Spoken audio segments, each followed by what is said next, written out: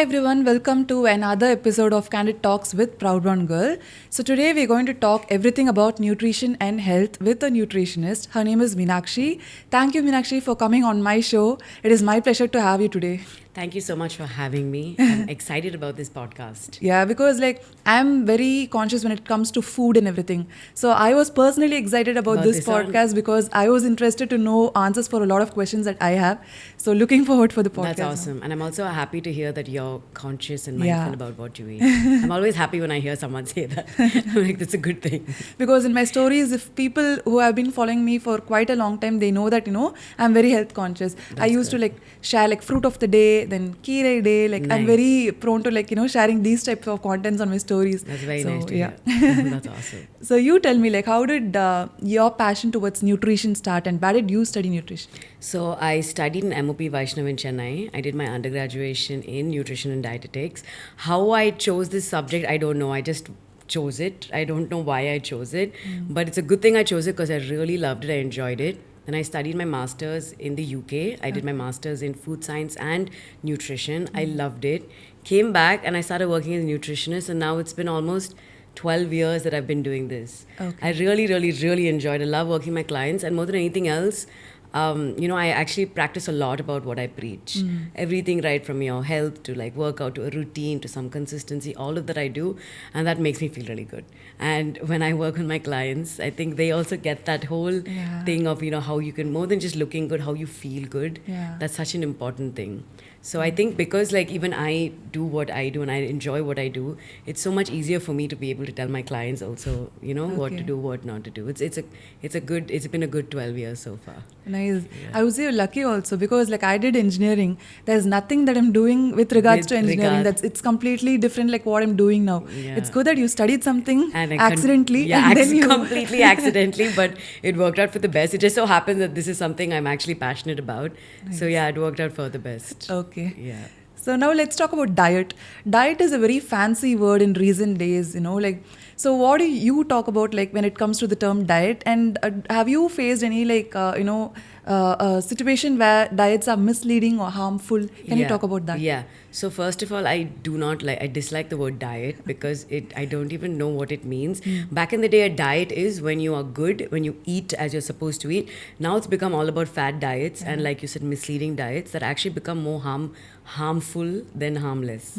But a diet, everybody has to follow some diet in life. That's what it is. Your dietary intake is super important. But what happened is over time, people started obsessing about weight loss, or people started obsessing about the way they look, or people started obsessing of having a small waist, or something like that. And so it became very like a fad diet. So because of that, there's so many diets that came, to be known over time, which is actually very harmful to not just your physical well-being, but also mentally and your mental well-being. Because diets can really stress you out when you are restricted so much and you should only eat that one food or only do that one thing for that one whole month, cut your calories, you don't have enough energy, you feel like, lack of better words, you feel like shit, to be honest. You don't, your hair starts falling, your energy levels start lowering, all of that. And also it leads to medical conditions. You can have elevated cholesterol or your blood sugars, anything can happen. So in my opinion, a diet, like a fad diet or one of these harmful diets is not something that I would ever encourage or even ask people to do. Because even when I was younger, I got into that whole thing, and even I've done a bunch of diets which did not make me look good or feel good. It's very temporary, right? It's not a long-term solution towards your health or your life.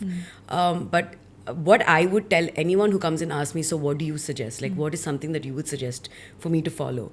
The easiest thing that you can follow is one that suits you. Everybody has their own individual body, their own individual requirements, their individual needs based on their lifestyle, how much they work out, not all, etc., etc. So you take all of that into consideration, and then you design something for yourself that works. Don't follow someone else just because something has worked for you. It doesn't mean it's going to work for me, or vice versa, right? Yeah. You got to figure out what works for you, and more importantly, what you enjoy and you can do. Just because someone is doing something, some fancy food, blah, blah, blah, you can't do all of that. Yeah. If you can't do that, you can't prepare that, you can't cook that. That's such an unnecessary added stress. So I always tell everyone, the best diet that you can follow is one that suits you and one that you can follow and enjoy. That's something that I emphasize on that quite a bit, actually. Okay. Yeah. I was about to ask that question because, like, how important is tailored nutrition? Yeah. Because what works for me might not work for the Yeah. other person. Yeah. So when it comes to nutrition, for each person it varies, right? Yeah. So that is really important to follow, I think. It's very important. Individualized nutrition is very important. I'm not saying everybody in the world is different. That's also not possible. Yeah. There are some things, that, like I said, there are some 10 parameters you need to look into before you decide what you need to eat. So one would be like your age factor. Another would be your lifestyle factor, how active or not active you are. Another one would be if you have any medical conditions, like if you have cholesterol or you have deranged thyroid or you have any other blood pressure, any other issues. Then another one is what kind of cuisines you make at home and what you eat. You can't be like, I'm South Indian, but I will only eat like Mexican food or something. It doesn't make sense, right? Okay. You got to go with something that is followed at home, is easy to buy, like local food. So if you take like 10 different or 10 to 12 different parameters, that is like a general thing, and you see, okay, fine, this is what I can do. That is something that is tailored nutrition. That's what I teach my clients in their one-on-one coaching program. I make them answer, a long list of questions before I actually tailor make a menu plan or a diet plan for them. That's how it generally works on my programs. And I truly believe in going the personalized and one-on-one approach than just following everything, whatever anyone is doing. It's not a long-term approach. Like, only what works for you will work for you. Okay. What works for someone else is not going to work for you for the short period of time it might, but it's not going to work for you long time, basically. Okay. Yeah. So talking about diet, I also wanted to ask you, like, do you believe in cheat meals? Cheat meals? I don't believe in cheat meals, but I believe in, I believe in a very 80-20 approach, in the sense of in a week, 80% of the time, be good, be consistent. 20% of the time, have like your biscuits, your chocolates, you want to go out and have a pizza, all that is fine. So I believe in that 80 kind of 20 rule. I believe that in life in general itself. So that 20% can be anything you want, and it doesn't have to be only on a Sunday, only on a Saturday. It can be a Wednesday, Tuesday, whenever. But through the week, if you're 80% consistent, 80% like eating home cooked food mostly, or eating like good, like foods that are good in like nutrients and are rich in nutrients, and then 20% of the times just have whatever you want. That way it's more sustainable, because then you don't feel very restricted. You don't feel like, oh no, I have not eaten a pizza in like 2 months or something like that. You also won't feel like that, and that way your health, your well-being, everything will last longer. You'll want to do this longer. You want to do it as a lifestyle rather than just like, okay, let me just do it for once and then let me stop doing it. Okay, nice. That's really helpful. Yeah, I'm glad. So, can you talk about one client transformation that you're really proud of? That I'm proud of. I'll talk about 2 client transformations. So one is going to be a weight-related one, and one is going to be a non-weight-related one. Because I do work with a lot of clients who not just come only for like weight management and weight loss and stuff like that. So this is one lady that I'm working on. I've been working on them for almost a year now, actually. So she has a lot of like hormonal issues, a lot of like PCOS, and she's also going through like perimenopause, just before menopause. Lots of issues she's going through. And initially, she's also wanted some weight loss because she is on the overweight side. So initially she was like really struggling. She was not getting it. And I kept coaching her saying, it's going to take time. It's going to take time. So now we're looking like almost 6 to 7 months down the line. Now we're looking at, when we looked at her results, she's doing so well. Her doctors have given her like an A-OK. Her PCOS has like almost healed. She had some other like liver issues. All of that has healed. And that's a really good thing, because I give full credit to her because she was so consistent. Yes, she was a little bit irritated through the process, saying, what is this? I'm not getting like 10 kilo like weight loss or something like that. But the point is, today her doctor gave her an A-OK, and when she sent me a message about that was really nice to hear, because she was so happy that it was beyond just the weight loss and beyond just the way she looked, but so many things about her healed, and so she feels so much better. So that's a really good client transformation. I have had really good client transformations in terms of weight loss as well, where I've seen like 10 kilos in 3 months, or even like 15 kilos in 3 months, where people have done absolutely. So I leave it up to the client. So the client, if they can, and they want to be super strict and be like, okay, listen, I'm going to be strict. I'm not going to travel anywhere. I'm not going to go out anywhere. I'm not going to do anything. I'm like, okay, fine. You put in that effort and you do it. So they are able to just cut their weight like that. But not everybody can do that. Some people have to like go out, this, that, all that they have to do. So I've seen some really good client transformations with men. I've seen weight loss, really, really good weight loss with some men. So that was really nice to see.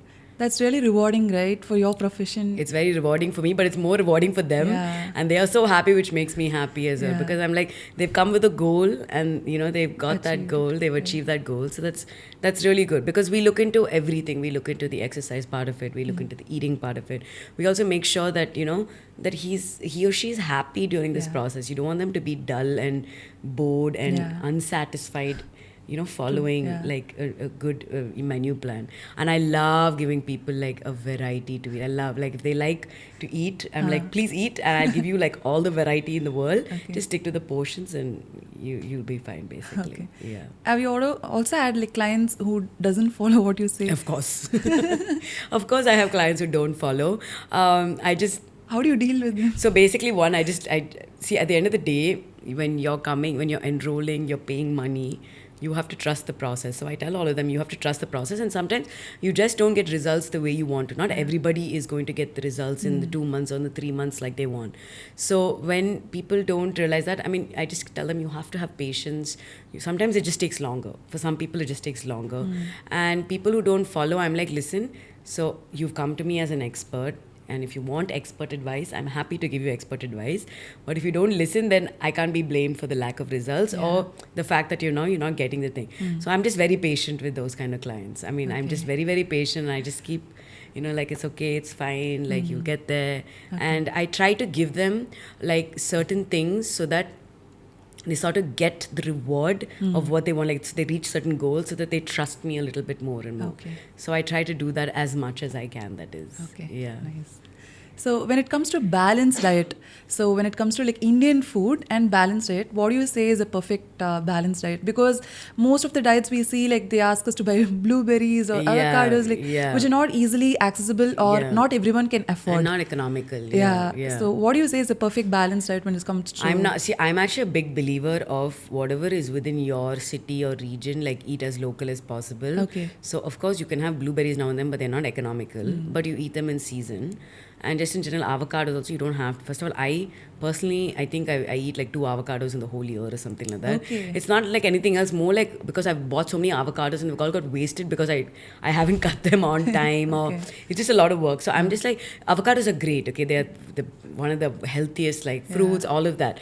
But it's okay. If you can't have avocado, you can also have other things. In terms of a balanced diet, okay, since we're South Indians living in South India, a typical balanced diet would be like a rice or a millet or whatever it is, some grain. Plus, if you're going vegetarian, then a dal or a sambar or a koot or something like that. Non-veg means okay, chicken, fish, egg, whatever else. Plus, I always like to tell people have one green leafy vegetable like a local kheera or a palak or whatever, and then one vegetable. Whatever it is, it can be like bindi, it can be kovaka, whatever it is. So that is ideally a balance. So some protein, some carbohydrates, some vegetables, and all of this is cooked in some fats and oils, which is whatever oil you use at home, whether it's nalena, whether it's like peanut oil, or whether it's all whatever it is. So ideally that's like a balanced plate in my opinion. Yeah. Simple. It's very simple. Carbohydrate, protein, vegetables, and some fats when you cook it. And it's easy to follow. And it's easy to follow. But that depends. So this is a South Indian diet. So same thing you do in North Indian, it'll be like roti, dal, or rice, dal, and a certain kind of sabji. Like it can be any sabji. Or if it's like, again, continental, it can be like quinoa, couscous, or something fancier. Plus like some chicken or fish grilled and some sauteed or boiled vegetables. So really, honestly, any cuisine, you can follow the same principles of the balance of one carbohydrate, one protein, and some vegetables. The quantities obviously vary person to person, but that I would say is the easiest balance. Like you can follow this anywhere. You can follow this when you go outside. You can follow this when you're anything at home. You can literally follow it, anywhere. Okay. So for a person who is rushing to office or work, can you give us some tips to, follow for a healthy breakfast or just during the day? Breakfast, because most of us skip breakfast. Correct, yeah. What can you have for breakfast? Like, I think bread should be easy. Bread and eggs should be easy. If you eat oats, then oatmeal can be easy. But even if you don't eat oats, you can do like, instead of like, you know how you make oatmeal, you can make like ragi like that. You Yeah. can make jowar porridge, ragi porridge. All of that you can make with curd or with some milk. That will be fast. You can add some dry fruits. Now just make sure some protein is there. But I think if people eat eggs, I think eggs are the easiest thing to have for breakfast. They're full of protein. They're super easy. You can just add anything with it. You can have like dosa with eggs, or you can have idli with eggs, or you can have upma with eggs. You can have anything. Okay. Or if you really want something even easier, which is like maybe a sweet thing, you can do like a bowl of like fruit with some, you know, like some curd or yogurt and some nuts and seeds. That also works. Those are all, those don't require time. They just require assembly. You just have to put everything together in a bowl and just eat it. There's no cooking time. Nothing is required. Okay. So these are some easy.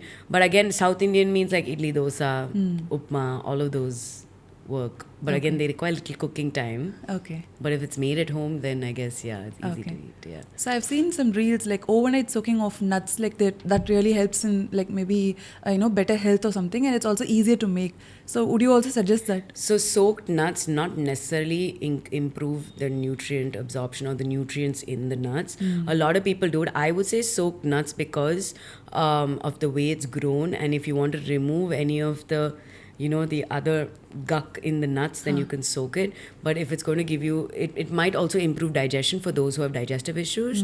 But otherwise, improved nutrients specifically, not necessarily. Okay, understood. Yeah, not necessarily. But yeah, you can soak the nuts, especially for people who have digestive issues. Soaking the nuts actually helps digest the nuts better. Okay. Yeah, in general, that works. Okay. Yeah. And talking about, cravings, Yeah. a lot of us have cravings, and Yeah. late night snacking is something that most of us do. Yeah. And also like emotional eating or stress eating. So how to, combat this? Yeah. So with late night cravings, you have to first check a few things. One, are you actually eating enough through the day? So if you don't eat enough through the day, your body starts giving hunger cues in the night, and basically you want to eat in the night everything you haven't eaten through the day. Second, apart from eating enough, have you eaten enough of certain nutrients? Have you see things like protein keep you full? So have you eaten enough protein? It can be vegetarian, non-vegetarian, anything. Have you eaten enough vegetables? Fiber is another thing that keeps you full. So if you're not doing all of that, and if your foods through the day are all very low quality foods, you will feel hungry in the night. You will feel irritable and hungry. So you'll end up snacking in the night. So try to eat well during the day. I know even if you don't have time, it might be a little bit hard, but try to eat well during the day and try to get all your nutrients in the day. Most likely you won't feel hungry in the night. When it comes to emotional eating and emotional hunger, that's a separate thing. Yeah. So try to find some healthier snack options, like some nuts or some yogurt with something, or you could do like makhana, some light snacks like puri. All of that also works. But I'm not a big fan of late night snacking. It disrupts the digestion, which can also disrupt your sleep. But I also understand if you haven't had time the whole day and you're hungry in the night and you want to eat something, so then I understand. But I think it's more of mind. You can't try to, what I tell most of my clients who emotionally eat a lot, try to separate your emotions from food. Okay. So if you're feeling emotional, don't run to food immediately. Okay. Try to do something else, read a book, maybe play a sport, do some exercise, try to do something, and still you're feeling very hungry, then try to basically compartmentalize is what I would say. That has worked. I mean, even I used to be a crazy emotional eater when I was in my very early 20s. Now I'm in like my mid 30s, but I used to also eat a lot when I was in my 20s. But I understood that it was more mindless eating. I was just chumma, I was watching a movie or something.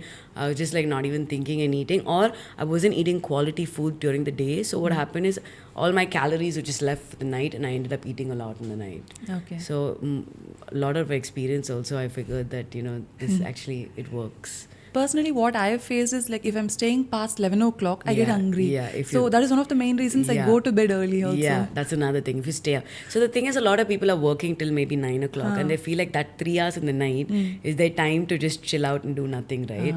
So I understand that also. So, but yeah, your sleep time is definitely a big factor, because if you are eating dinner 8 o'clock, 100% you're going to be hungry 4 hours after that. If you're up till 12 o'clock or 1 o'clock, you will feel a little bit hungry.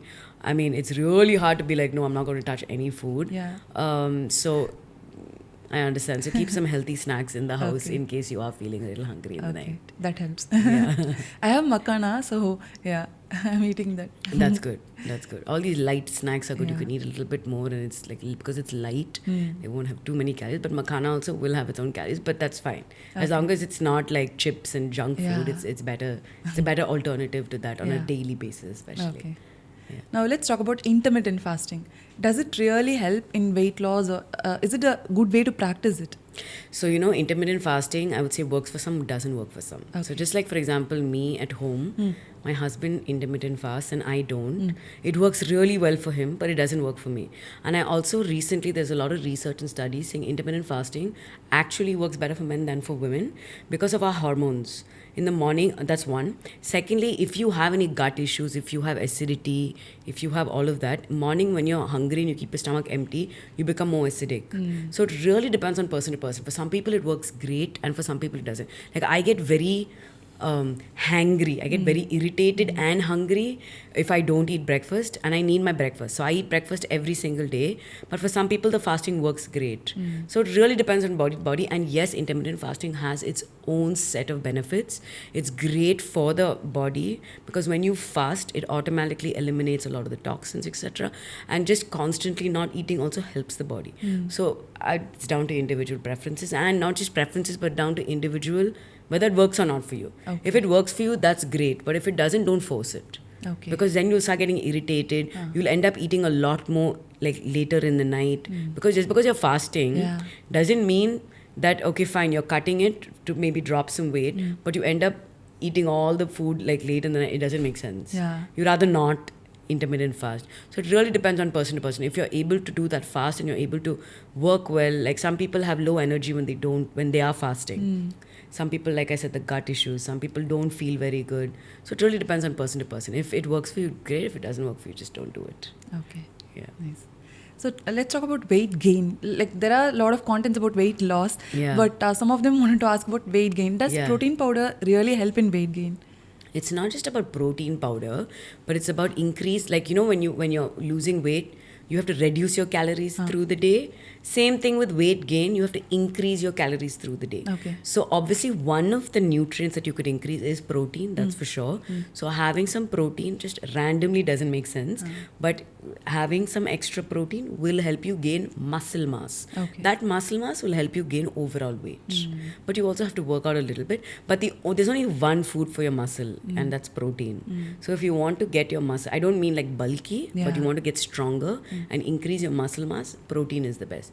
So for many who want to weight gain, yes, I do increase their protein intake because it can help, but also overall calories through the day have to increase, and that's not through junk foods and like foods that are not good. Ideally, good quality foods will help, but calorie dense and calorie rich foods will really help.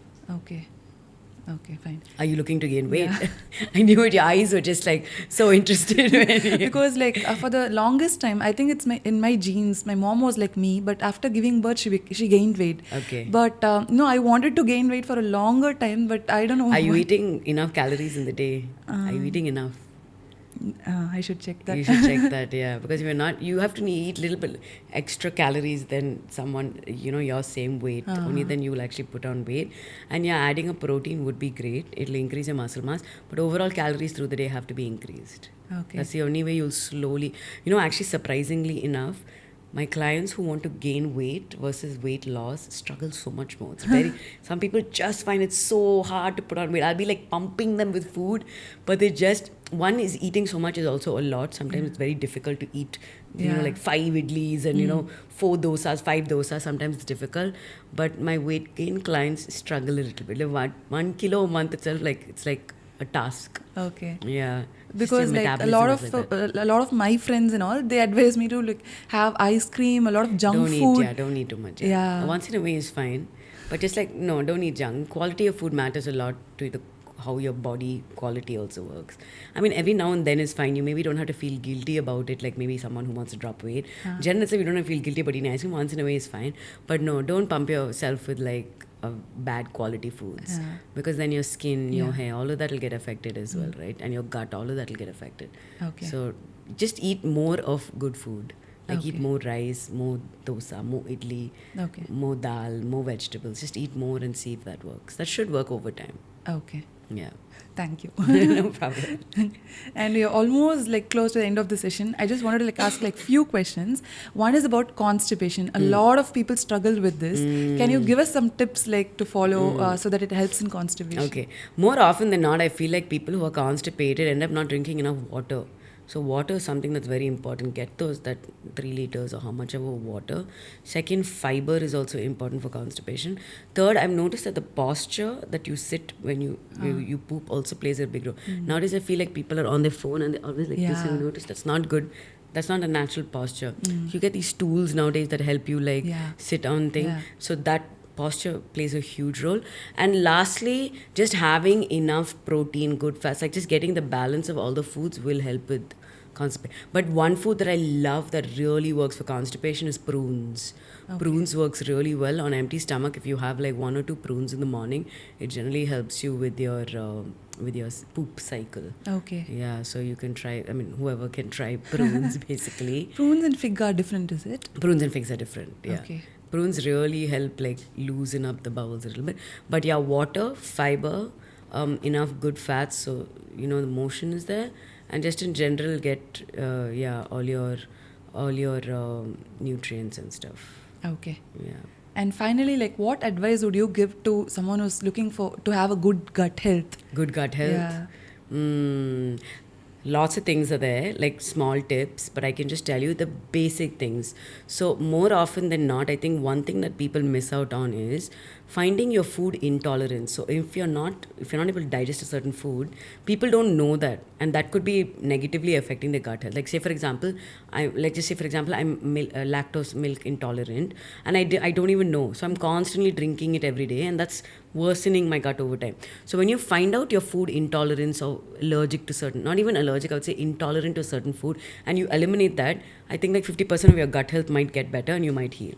Then the other one is just basic stuff. Again, water, sleep is super important. Like making sure you get enough good sleep is super important. Stress management. A lot of people directly, if any stress, it's all through the gut. Everything just goes to the gut. So stress management is important. Again, eating enough fiber. Eating a variety of whole foods. So all these processed foods, when you start eating a lot, they disrupt the gut balance. So like when you keep eating a lot of like French fries and burgers and junk food in general, over time, because we have the good and the bad bacteria, we have a gut balance in our stomach. Everybody has that. So when you start feeding more food that'll help the bad bacteria grow, over time that balance is disrupted and that will cause gut issues. So there are also more severe gut issues like when you have IBS, IBD, GERD, all of that's like next step. But I'm just giving very basic pointers.